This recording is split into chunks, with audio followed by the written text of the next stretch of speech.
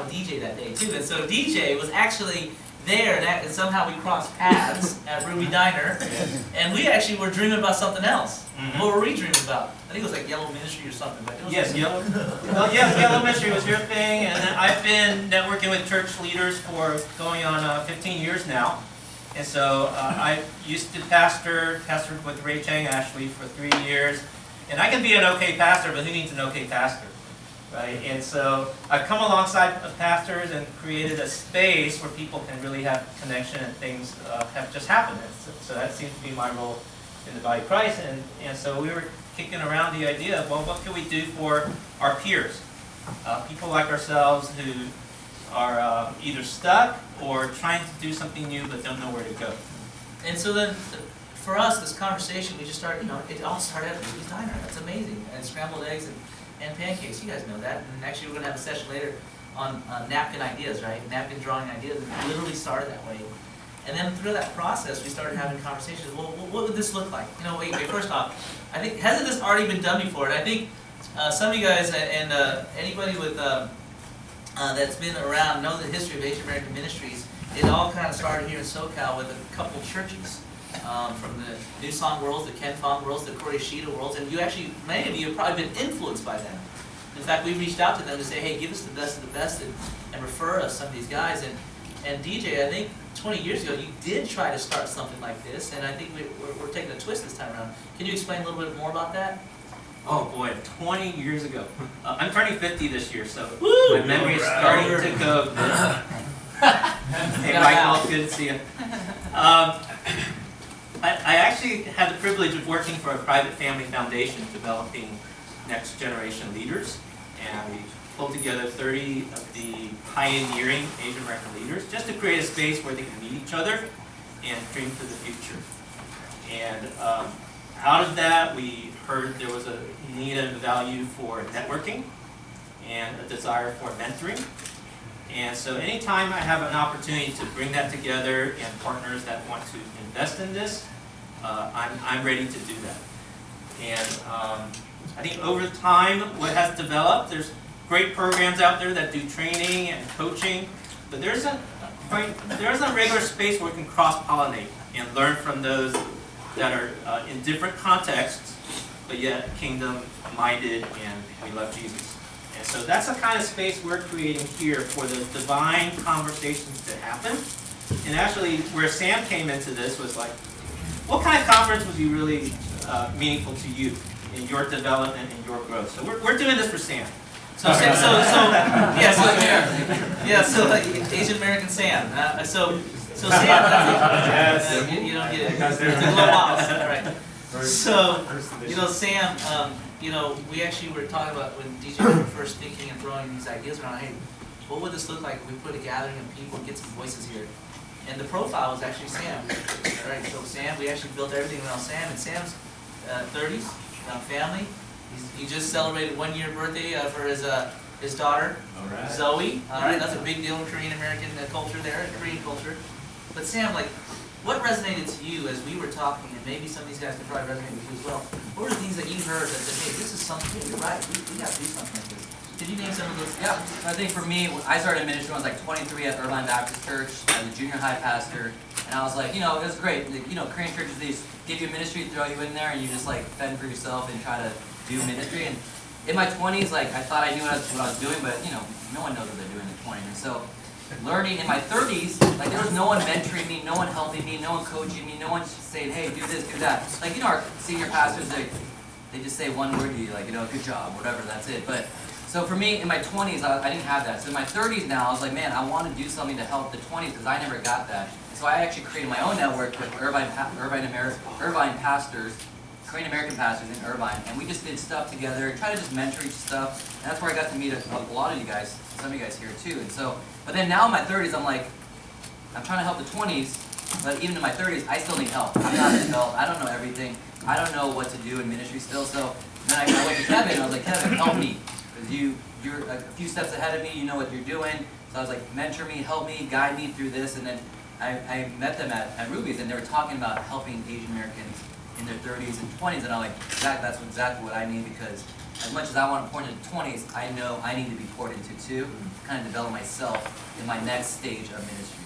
Absolutely. So then we started asking questions and we started pulling conversations. And so for that next year, literally, this was a year ago, he sent me the email. We had that Ruby Diner conversation, what, January what? January 29th. January 29th, a year ago.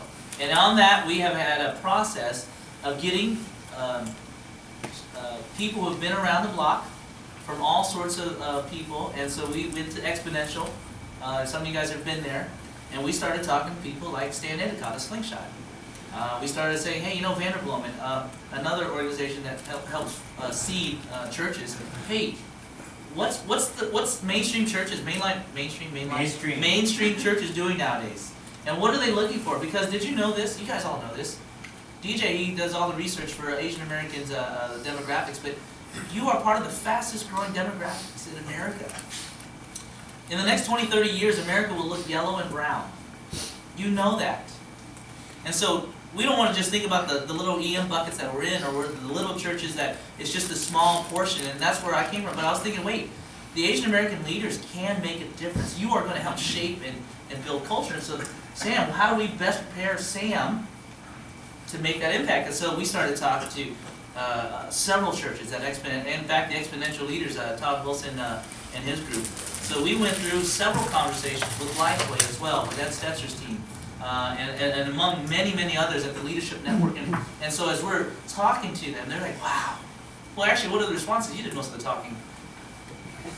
Well, we'll tell you more as that unfolds, but there are a number of evangelical leaders and stakeholders and organizations that are very keen on what happens here today and tomorrow. And I'm grateful there are people that are willing to invest in the second generation and to empower them and to bless them, because I share the same story that many of you have experienced in the ethnic Asian church, and it's ironic a little bit that even though the ethnic Asian church doesn't value and appreciate you, the American church is willing to invest in, raise you up, and make a contribution for the world that's already present and future.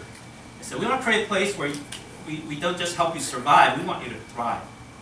Other programs can help you survive. We want you to thrive and flourish and become all that God has created you to be. And I'm grateful that Stan can be here to help us be the best version of ourselves. And that's what we're going to spend the day talking about. So that's how we got here. That's a little bit of why we're here. Now let me prepare and shape and frame the conversations that are going to happen in the next 30 hours. When we were thinking about this, we definitely want to prepare for the future.